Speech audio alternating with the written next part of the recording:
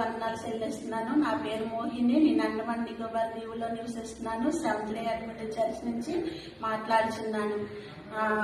నేను చెప్పబోయే బైబిల్ గ్రంథంలో నుంచి ఫిలిప్స్లు 4వ అధ్యాయము మరి 6, 7 వచనములో నుంచి చెప్తున్నాను. దేనిని గురించి చింతపడకడి గాని ప్రతి విషయములోనూ ప్రార్థన విజ్ఞాపనల చేత కృతజ్ఞత పూర్వకముగా మీ విన్నపములు దేవుడికి తెలియజేయడి. అప్పుడు సమస్త జనములకు మించిన దేవుని సమాధానం యేసుక్రీస్తు వలన మీ హృదయములకును మీ తలంపులకును కవలి ఉండెను. చిన్న వచనము దేవుడు దీవించును గాక. ఆమేన్.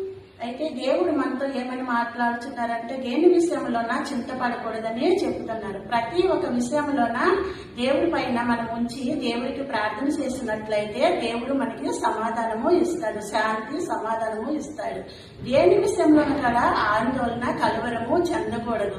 ప్రతి ఒక్క విషయంలోన దేవుడి పైన మన భారము ఉంచినట్లయితే మన భారము తీసివేసి మనకి శాంతి సమాధానము ఇస్తారు.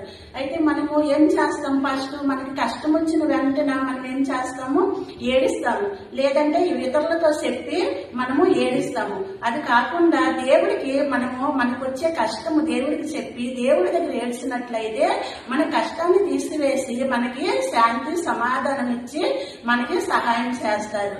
ఈ చిన్న వచనము దేవుడు దీవించును గాక. ఆమేన్.